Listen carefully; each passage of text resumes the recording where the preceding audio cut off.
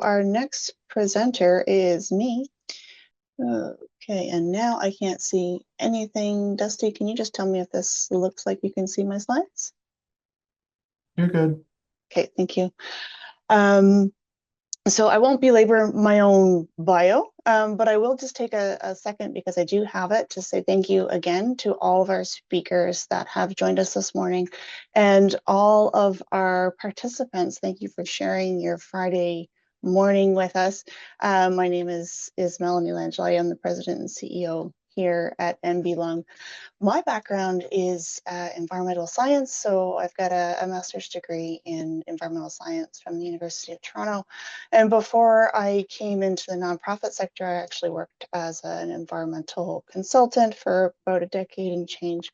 And my technical specialty is the movement of nasty vapors from somewhere to somewhere where there are people. So whether it's coming from contamination in the groundwater or the soil, or it's naturally occurring like radon, what sort of impact does that stuff have on our lungs? So let's talk about radon. And Dr. Kaplan kind of alluded to this earlier. It is a significant lung cancer risk. So I'm just going to move myself. I don't need to see my own self here. There we go. This is just a little picture of MV Lung. So we are, like has been said before, a provincial lung health charity, been in this province since 1933, providing supports to patients, public education, and advocacy on all things lung health. And one of the areas that we have been focused on quite significantly over the last number of years is air quality and the impacts on health. Lots of cross themes with Dr. Kaplan's presentation here as well. So just to acknowledge a little bit that the funding that M.Env.Sc has that supports our radon education and awareness programs comes from a couple of different sources. So we do have a grant from Health Canada's Radon Outreach Contribution Program. We do sell home radon test kits, and there is a small portion of that sale that does go back into our programs. And being a charity, it is also funded by donations from people like you and others across the province that have been supporting us in our work. I want to tell you a story about Angela. So this is Angela Stiefly. We met Angela when she was just coming up on her 58th birthday. She had been a lifelong healthy person. She was a physiotherapist, worked in her community to support healthy living, and no risk factors for lung cancer that she knew of. And we met Angela in October of 2023 when she received a stage 4 lung cancer diagnosis. And Angela remembered having attended a symposium like this in the past. She remembered hearing from M.Env.Sc about radon, and maybe that's a thing. So she tested her house for radon, and it was very high. And she started a community movement to raise awareness of radon in her community of Havelock. That's a small community outside of Moncton, if you're not familiar with that. And graciously worked with us and gave us permission to share her story like this. And we started also an Angela's Allies community funding program where we did some crowdsourcing and fundraising to reduce some of the barriers to folks to radon testing and awareness. And we'll talk about what radon testing looks like in a minute. So in Angela's own words, she says, "I love New Brunswick. I'm here because I love it, but right now the area has this hidden danger, this odorless, colorless, tasteless gas." And sadly, Angela passed away in April of 2024 due to her radon-induced lung cancer. So we work every day here at M.Env.Sc to try to continue her legacy in raising awareness of this issue and arming people with the knowledge that they need to protect their health. So what is radon? Like Angela said, it's invisible, it's odorless, it's radioactive. It comes from the breakdown of uranium-based bedrock. So, this is nobody's fault. It's just the geology of our province is very high in uranium-based bedrock, and it emits this gas. And when that gas is emitted from the rocks and in the subsurface, it can seep up into buildings through cracks and openings. Outdoors, it disperses to levels that are not of concern, but inside, as it finds its way through small cracks, like where we punch a hole through a foundation for a pipe, or maybe there's a sump pit, or there's generally a crack to some degree or another in all foundations. And some homes are more vulnerable to this intrusion than others. And radon causes lung cancer. It's actually the leading cause of lung cancer in non-smokers. At about 16% of all lung cancer is attributed to radon exposure. Now, if you're exposed to high radon and you don't smoke, your risk here is about 1 in, I didn't count these little humanoids, but it's about 1 in 20. But it's exceptionally higher if you are also exposed to cigarette smoke or have been exposed to cigarette smoke over your lifetime. Add that cigarette smoke exposure and radon, you've got quite a significant increased risk. And there's also some new research that's starting to develop, and a little bit of sources cited there, that exposure to radon may be associated with an inflammatory response that could be the underlying causes of pulmonary fibrosis and ischemic stroke. So that research is still in its developing stages, but certainly very interesting because we do see quite a high incidence of pulmonary fibrosis in this province. And Dr. Kaplan sort of stole my thunder and showed the slide earlier, but part of the Cross Canada Radon Survey, and we participated in this and shared a lot of the data that we had collected over a number of years from home radon testing, shows that about 1 in 3 Atlantic Canadian homes have dangerous levels of radon. Like I was saying earlier, the radon can get into your home through these small cracks. And this is a super kind of engineering drawing that may be a little bit boring, but the way that a foundation is built has, I don't know if you can see my cursor here, but the walls are built and they kind of have a ledge, and then the floor is built. It's not all one continuous bit of concrete. So there's always, to some extent, even in a brand new perfect house that hasn't sat around and cracked at all, there's always a perimeter crack in that foundation. So at the very least, you've got that as a pathway for that gas to come through.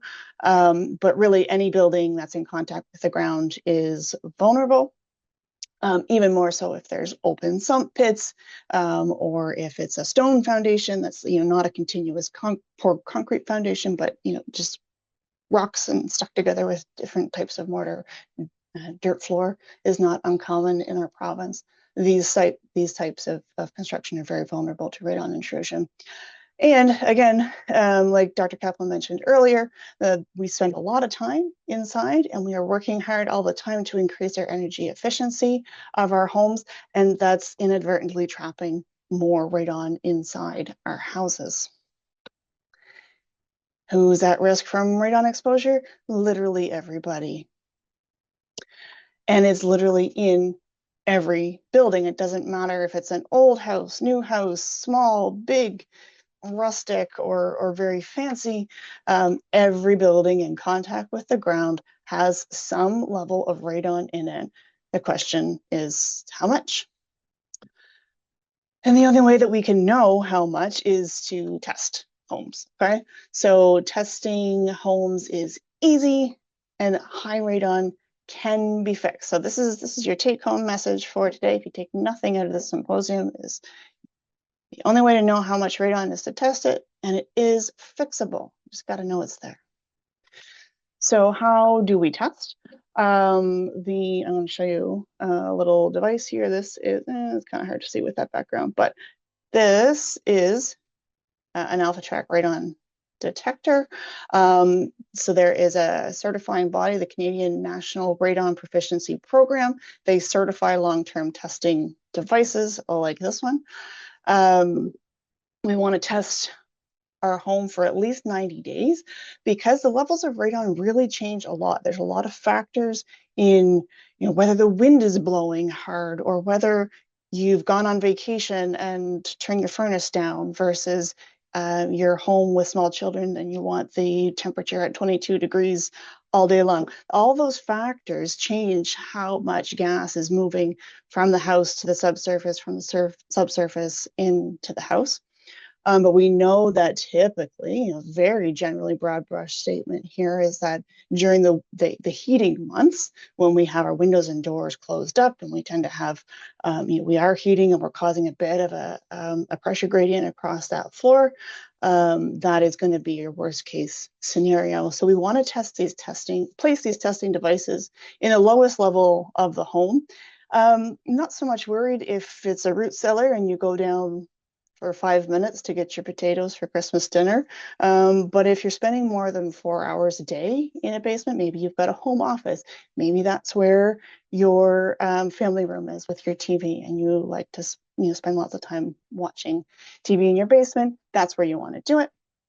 Otherwise, if it's just a root cellar, the main level of the home is fine. There are lots of different ways to test for radon. Like I said, this is one testing device. This is a 90-day, long-term testing device. There are shorter ones out there. There are direct read ones where I didn't grab one, but I could show you the radon level in this room right now. I could show you the radon level averaged over the last 7 days with one of these direct read instruments. Those can be helpful as a bit of a snapshot of the current conditions. If you're going to be making long-term decisions on whether you need to fix your home for radon, you want to make sure you've got this long-term test to give you the best data for decision making. Now this slide is, I love this because I'm a science geek, but this is literally what's inside these devices. There's a small plastic film. So what radioactive gas does is it emits small particles, and the energy emitted from those particles sort of pinging off literally is denting in that plastic film inside this detector. This slide is literally from the microscope at the lab when they were analyzing one of these devices. But you can imagine if that energy from the radioactive decay is causing physical damage to plastic, imagine what that's doing inside your lungs, right?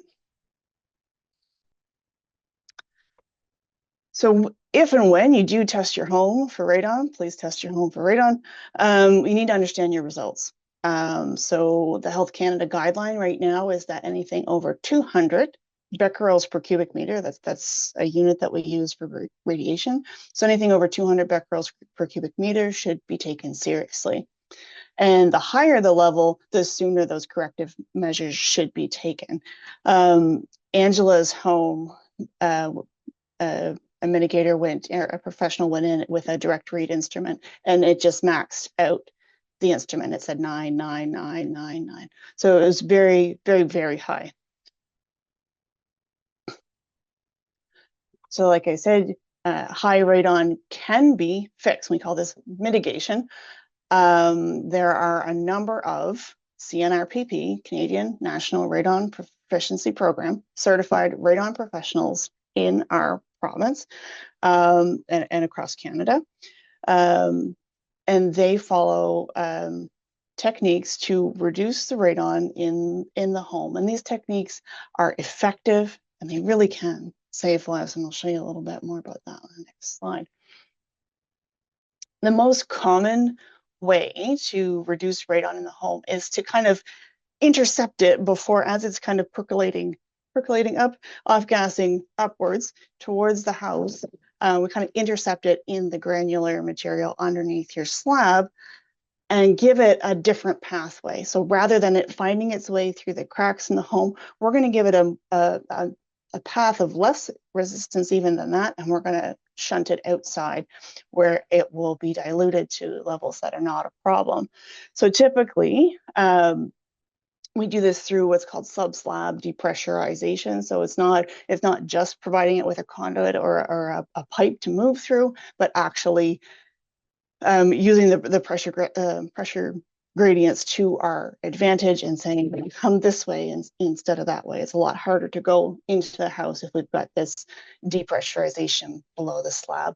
So oftentimes what happens is it's a pipe that's installed through the slab in the basement, connected to a fan, and it's kind of like it's sucking the air out. So it's kind of like a vacuum that's sucking the air beneath the slab and just pushing it outside. Depending on the complexity of the building, the levels of radon, um, maybe we can't put this device in the optimal spot because maybe that's right in front of the TV and we want to kind of put it in the closet under the stairs. There may be a lot of nuances there, but generally it's a sub-slab depressurization system that's put into homes. Generally takes a contractor about a day. And average in New Brunswick is that this can cost, somewhere around $2,500 to $4,000, which is not nothing. Recognize that. And it certainly can be higher if it's more complex sites.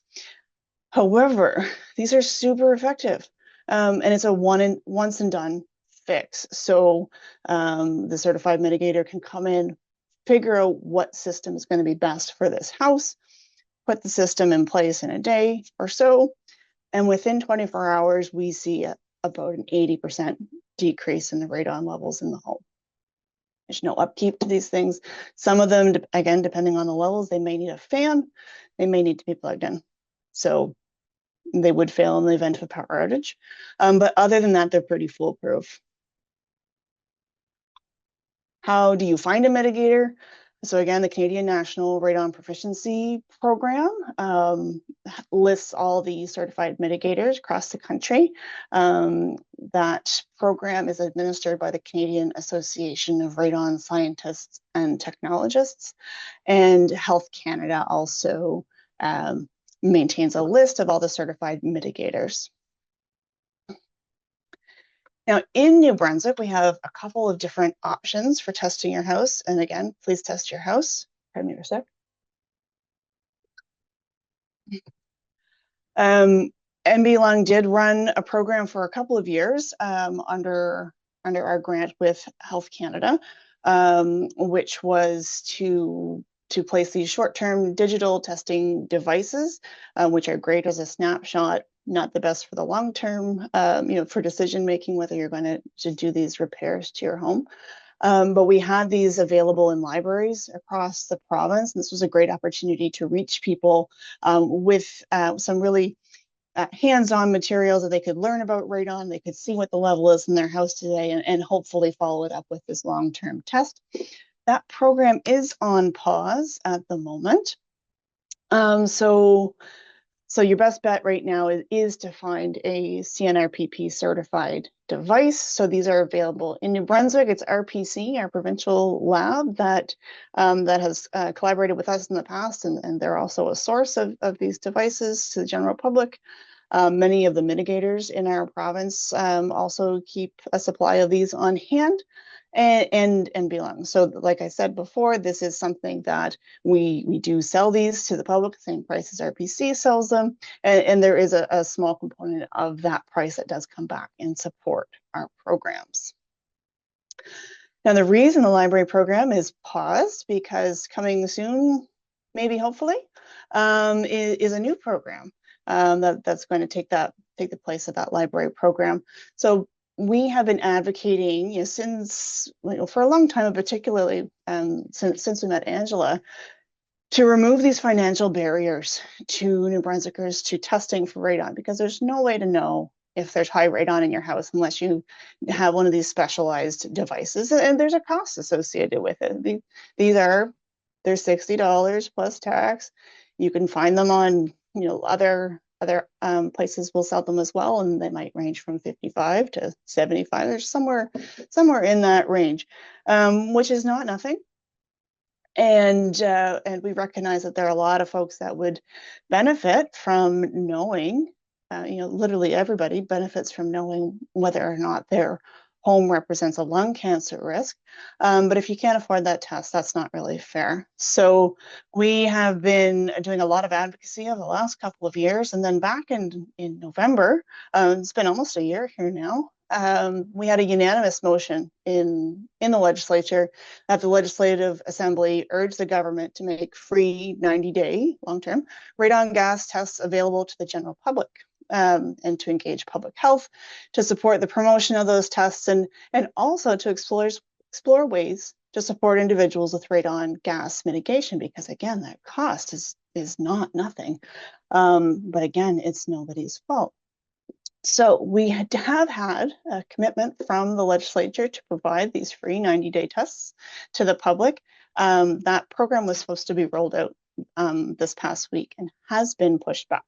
So we're not in a position to know exactly when that program is coming. Hopefully soon, but regrettably it's out of our hands. So I will leave you with a couple of websites if you want to test your home right away. You don't want to wait for the if and when the government kind of follows through on that commitment that they made. You can certainly grab one from us or others. It doesn't matter to me where you get it from, but if you get it from us, it does support our programs. And then also the QR code on the left is and just takes you to the M.Env.Sc website about all things radon. We've got a couple of great videos on there that we've collaborated with the North Shore Tribal Council in preparing, both for a general audience, and there's even a cartoon one there for children. So that's radon in a nutshell, and I'm going to stop sharing here now. I will just wrap it up here then. So again, thank you so much for spending your Friday morning with us. Happy weekend to everybody.